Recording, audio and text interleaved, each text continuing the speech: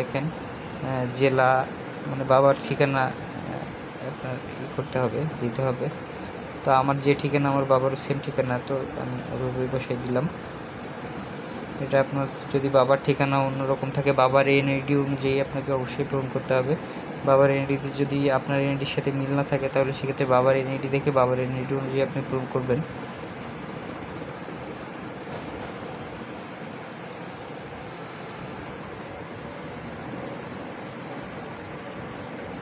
Email address optional, এটা না দিলেও চলবে। ফোন নাম্বারটা কিন্তু মাস্ট বি দিতে হবে। ফোন নাম্বারটা কিন্তু বাবার ফোন নাম্বারই দিতে হবে। তারপর 7 কন্টিনিউ, পরবর্তী ধাপে চলে গেলাম।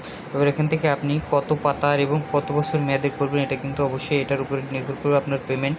তো এটা কিন্তু অবশ্যই দেখে দিবেন।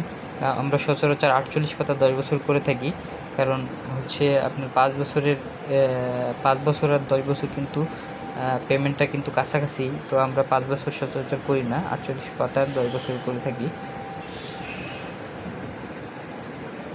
এটা সিলেক্ট করে আপনি 7 কন্টিনিউতে চলে যাবেন। যেখানে 5750 টাকা পেমেন্ট আসছে। তো এটা কিন্তু আপনার হচ্ছে 48 পাতা 10 বছরের। এবার এখান থেকে দেখেন রেগুলার ডেলিভারি, এক্সপ্রেস ডেলিভারি। এই রেগুলারটা হচ্ছে আপনার 21 দিনে দিবে, 21 থেকে 25 কর্মদিবসের মধ্যে দিবে।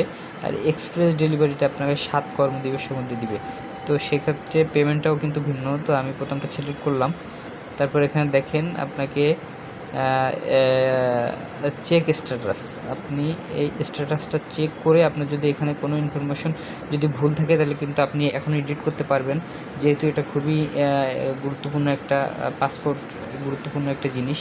তো এটা কিন্তু আপনাকে অবশ্যই অনেক মনোযোগ সহকারে করতে হবে। দেখেন আমার একটা ইনফরমেশন এডিট করার ছিল, যেটা ভুল ছিল, আমি স্ট্যাটাস চেকে ধরা পড়ছে। তো ওটা কিন্তু আমি চেঞ্জ করে নিচ্ছি। এভাবে কিন্তু আপনারা নিতে পারবেন। যে কন্ট্যাক্ট নাম্বার কিন্তু আমি ভুল করে আমার নিজেরটা দিয়ে ফেলছিলাম, তো আমি এখন সংশোধন করে নিলাম।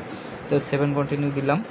দেওয়ার পরে এখানে আরও একবার চেক দিবেন, যদি কোনো ইনফরমেশন মানে আপনার মিস ইউজ হয়ে থাকে, তাহলে সেটা কারেকশন করবেন। করার পরে দেখেন এটা এই জিনিসটা খুব একবার পড়ে তারপরে আপনি টিকমার্ক দিয়ে confirm and process to payment, আপনি পেমেন্টের জন্য চলে যাবেন। তো এখানে আপনি অনলাইনেও পেমেন্ট করতে পারবেন, অফলাইনেও পেমেন্ট করতে পারবেন। অনলাইনে পেমেন্ট করতে হলে আপনাকে একপের মাধ্যমে পেমেন্ট করতে হবে।